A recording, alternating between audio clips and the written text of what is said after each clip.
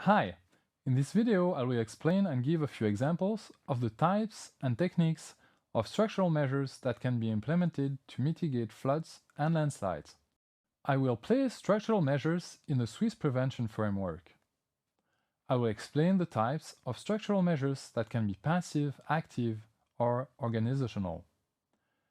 Then I will give examples of structural measures to mitigate floods and landslides.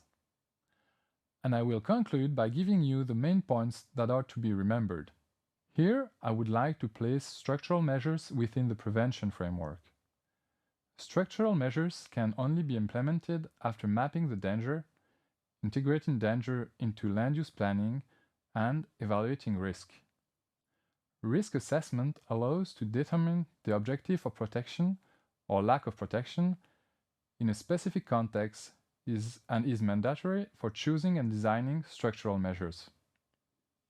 Structural measures are only the last solution to mitigate natural hazards. The first step for natural hazards mitigation is land use planning. You can please refer to my previous video for more information. This solution is very effective, especially in zones free of construction. The second step is the avoiding strategy. This means that you want to evaluate if the project could be developed outside of the hazard zone or in a zone with a lower hazard, meaning a zone with a lower intensity or higher probability of occurrence. Only when those two first steps are not sufficient to mitigate the hazard, you have to analyze the third solution, which is structural measures. There are two types of structural measures. A. Building in an appropriate manner. This means that you want to take into account organizational measures or passive measures on the object you want to protect. And B. Protection measures, also called active measures. Before we move on, I would like to emphasize on the fact that authorities are responsible for the prevention framework and its implementation. There are three types of structural measures. Passive measures reduce the scope of potential damage without influencing the course of events. Active measures reduce or avoid potential damages by influencing the course of events. Organizational measures are used to limit the residual risk.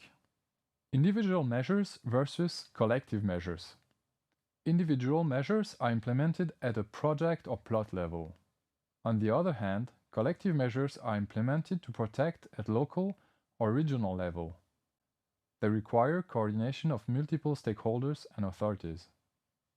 To choose adapted measures for a specific context, a few parameters are key. The risks involved, or the lack of protection, the intensity of the hazard, for instance movement velocity for a landslide, the probability of occurrence of the hazard, and finally the local context, meaning social, economical, and ecological criteria. I will now give illustrative examples of possible structural measures to mitigate flooding. Note that hydraulic models are key in determining danger and assessing risks and impacts of measures. As you will see, most structural measures against flooding are collective measures. Riverbed deepening is a measure that allows to deepen the river channel over a given period of time.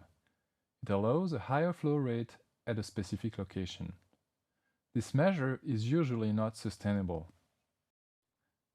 River channel widening has the same goal as the previous measure, that is to say, allowing a higher flow rate. And this is usually not a sustainable measure either if it's not considered at a catchment management level. River embankments are measures that are frequently used, especially in urbanized areas. This measure will have to be considered at a catchment management level. In certain cases, local embankments can be considered for a single building or a single plot protection, especially at lower and medium danger levels. Heightening of doors and windows allows a local protection, especially in case of static flooding with low water levels. This means that the water level will not reach the bottom of the doors or windows. Retention dams are useful to guarantee a flow rate that avoids floods downstream of the dam. Flood corridors are often used in rural or peripheral areas where non-built land can be used to divert flooding outside of towns and villages. This is implemented by construction of either a triggered embankment or a preferred outlet zone where risks are under control.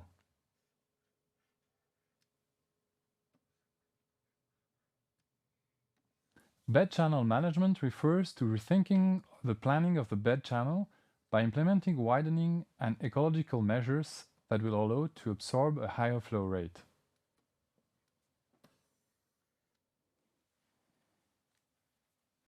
I will now give illustrative examples of possible structural measures to mitigate landslides. Prior to any planning and designing of measures, a very good understanding of the landslides processes and parameters are mandatory, as well as danger and risk assessments. We will only address permanent landslide in this presentation. Spontaneous landslide call for different types of structural measures. Know that a combination of measures is often used to lower risk to an acceptable level. Reinforcing building foundations or walls can be a solution to prevent the structure being damaged in case of shallow landslides. For deep landslides, this measure can only be implemented in case of low velocity or in case of no differential movements environments.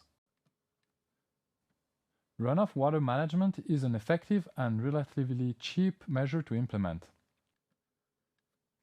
It is a very used solution combined with other measures.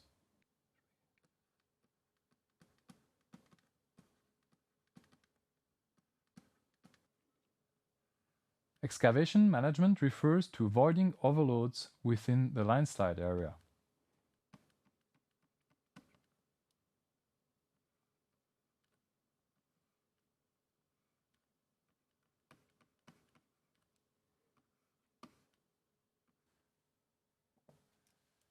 Drainage is an effective measure in most situations. It will stabilize the landslide by lowering the water pressure in the landslide surface rupture.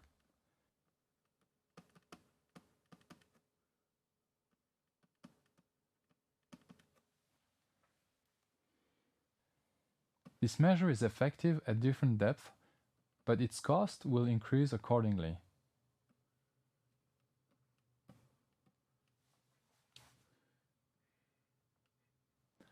For more detail concerning this measure, you can refer to the Swiss Federal Office for the Environment's publication that you will find in the reference list.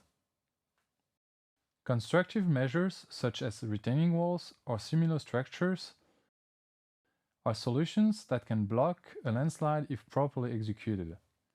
The price of this measure is quite high and will increase with the landslide thickness. Afforestation implies tree plantation.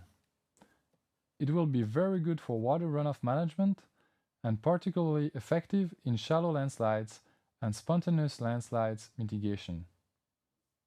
Monitoring has an essential role, especially in two situations. One, for residual danger management, when measures are too expensive to implement against the low level of risk. And two, for extreme occurrences when no protection can be provided or when structural measures would be way too expensive. It could also be used combined with all other measures in specific cases. The main points that are to be remembered in this video are the following. Structural measures should ideally be implemented when land use planning, the avoiding strategy, and building in an appropriate manner is not possible or sufficient. Structural measures can be active or passive, and individual or collective. Context and personal assessment are key. Thank you for watching.